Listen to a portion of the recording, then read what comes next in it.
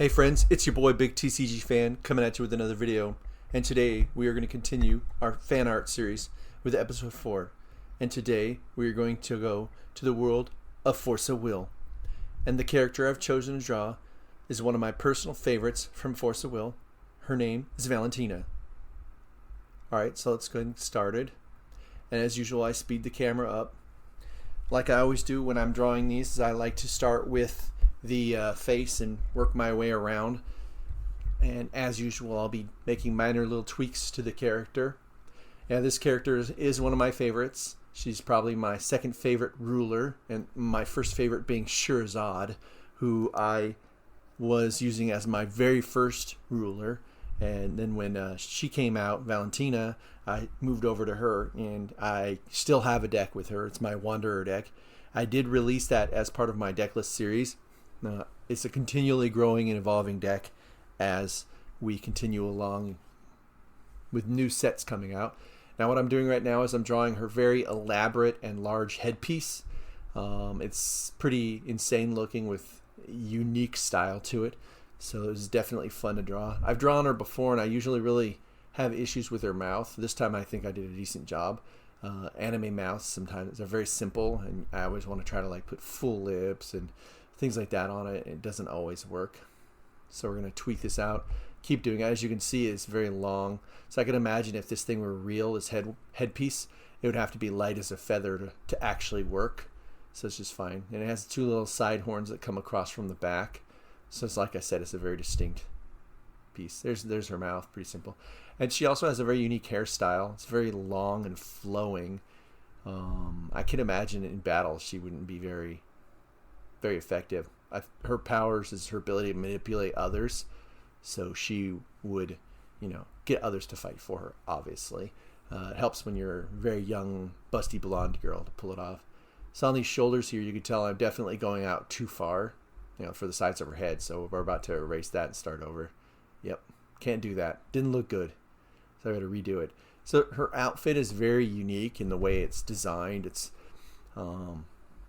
got a lot of minor details, little tweaks, embellishing, things like that. We're not going to go too crazy with it, otherwise this video would last for hours, if we went and put every little detail that we could on her. But we'll go ahead and get enough in there so that we can definitely get a good idea and see what she looks like. So we're going to go ahead and put in a little thing. She has like a little strap that goes across her chest. It's with all sorts of marking and emblementation on it. So I just made up a word, emblementation. Alrighty then. Hey, let's keep going. Alright, so we're going to do some more drawing here. We're going to start putting in her bust. And I didn't really go too crazy with it because I've seen ones where like they go insane. You might as well be like, triple K busts. But with her, we're just going to, keep it a little bit more realistic to her frame size, but like busty enough that you're just like, whoa, what the heck? Look at that girl. If you saw like a woman built like her on the street. Now, there's one weird really thing about her is she has two shoulder guards. One is just a simple plate that rests against her shoulder, and that's the one on her right. But then on her left, she has like this full elaborate shoulder piece with a lot of detail on it, and then following off that is a massive like metal gauntlet that covers that same hand.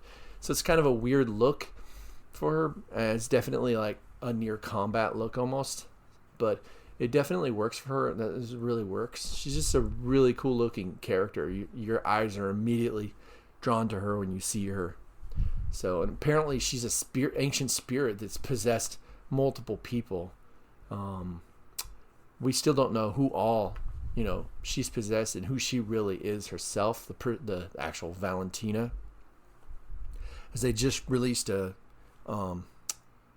sneak peek from cards from the upcoming set, Alice Origins, and the character that looks exactly like her, his name is Vala. And I actually mentioned Vala in the decklist series because the card is going to be insanely powerful in my Valentina deck. The Valentina deck is her ruler side is the only side we really use, and it's 2 blue to basically cheat in any resonator that costs 2 or less.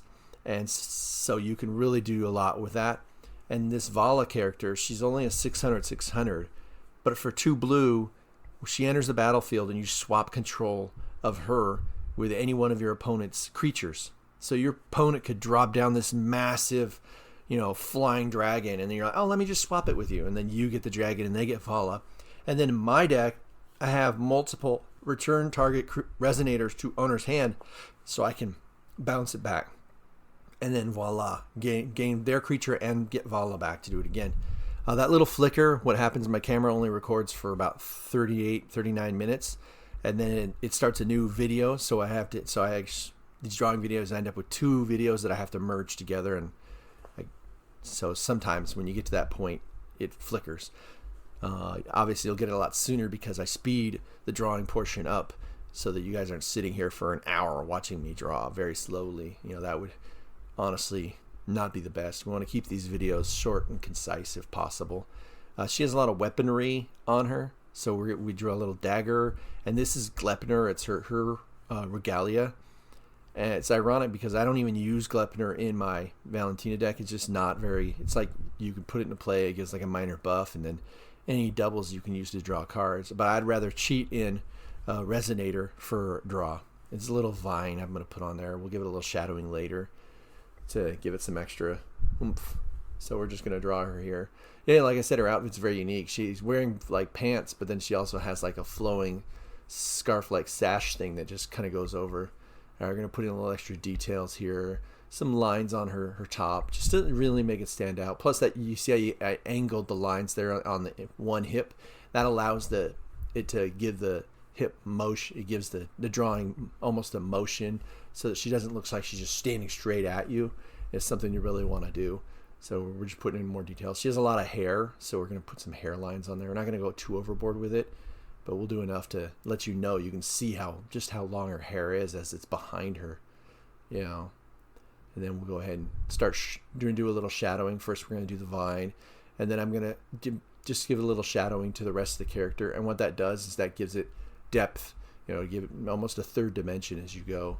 So it's really important when you're doing this.